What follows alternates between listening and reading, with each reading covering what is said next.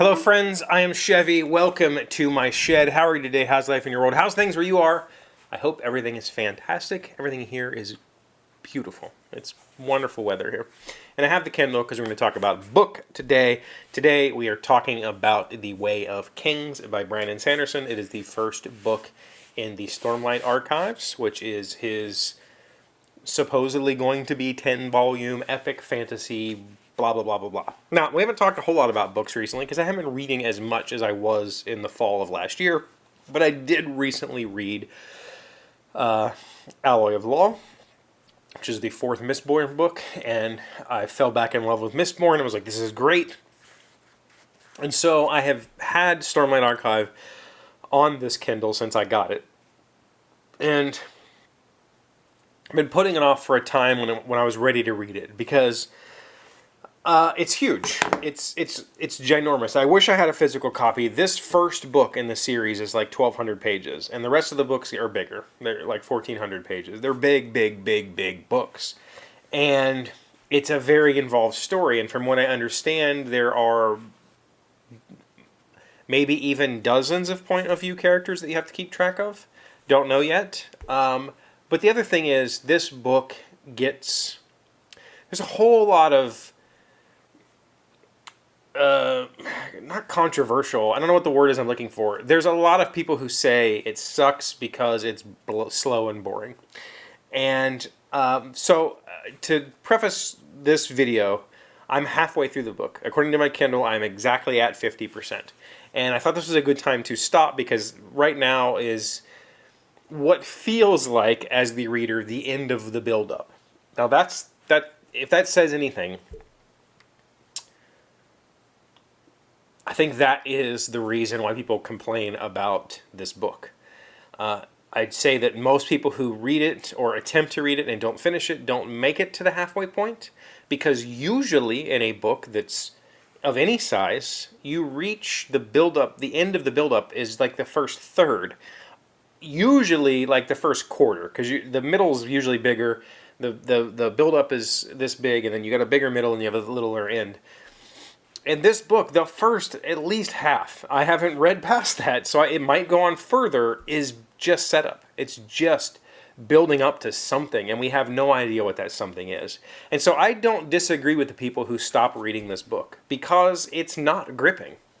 It's just that simple. I'm not invested in any of these characters. I don't really care so far about the petty bullshit that's going on in the world, and it's kind of just slogging through a bunch of exposition.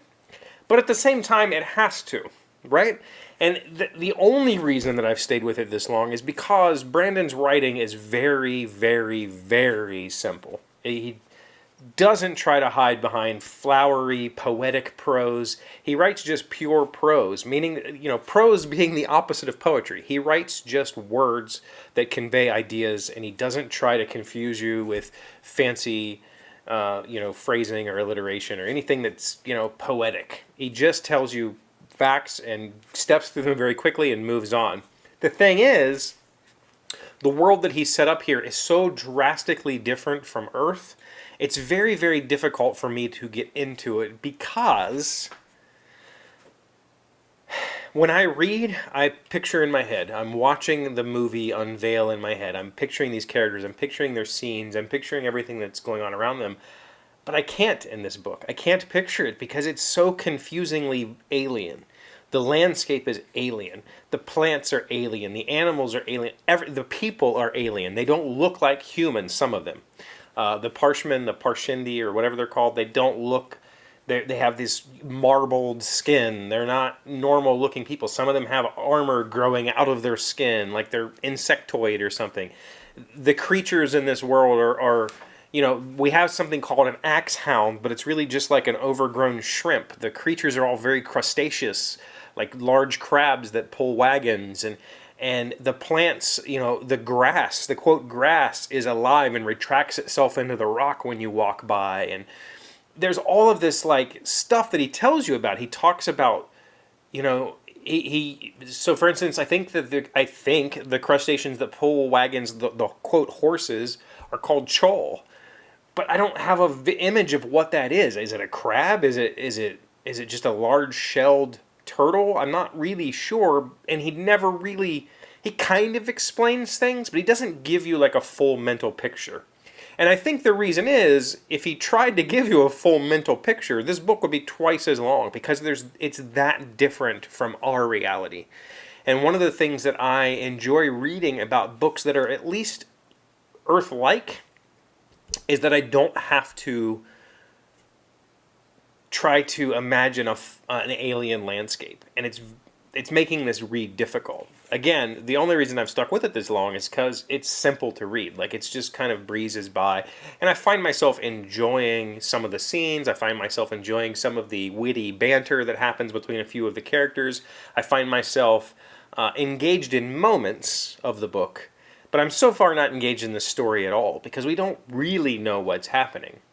If we compare this to the only other thing that I've read from Sanderson being the Mistborn, we'll say the Mistborn trilogy, within the first tenth of the book, we understand who the character is and what's happening to her. Like, we get it. I'm at the halfway point, and I don't understand anything that's happening to any of these characters. Right now, it has been a series of seemingly disconnected events. It's just a bunch of stuff happening to a bunch of characters in a bunch of different times and a bunch of different places. And by times, I mean literally, we have 7-year-ago flashbacks, 5-year-ago flashbacks. We have flashbacks to however long ago, unknown times ago. We have present day. We have visions. So there's a whole bunch of wheres and whens that are jumping around between, essentially, I think right now, I would say 3 main characters that I can identify as these seem to be the characters this story is about. But all of these events are completely disconnected, and we're at the halfway point. Now, everybody who reads Stormlight Archive and hears the complaints that I just have given say, trust in Sanderson, it pays off. It'll pay off. It'll pay off. You have to just keep reading. And I get it. I've just hit the point where if you had picked up on it earlier, you would know that something,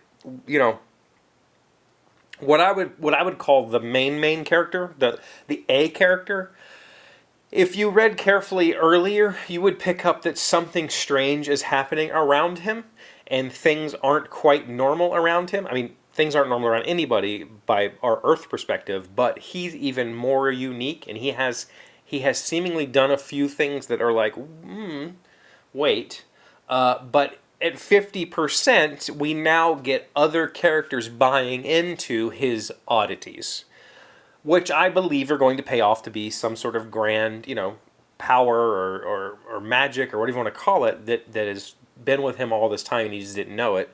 But we don't know. And 50%, we're just now getting there. So I think it will pay off. I think that it's all connected. I think that the other character who's halfway across the world, who spends the entire book so far in a library, I think that what she discovers there will pay off for this other main character. And I think the other character, like the other B character who's off being subservient, I think that, he'll end up coming around. I think all of these 3 perspectives will tie together in this place where our main A character is. But that's just me formulating it in my head. In the text, there's no indication that that's going to happen. And so you do have to just trust, I guess. And that's why I wanted to make this video. I've only made it through the halfway point. Here's my thoughts. I think it's kind of boring. I think that I'm having a very hard time imagining this world because it's so drastically different from Earth that I don't really understand what the characters are going through. I don't understand the plants and the animals that they're talking about. They seem to have horses, at least. I think they're horses. They call them horses. That seems to be a normal thing.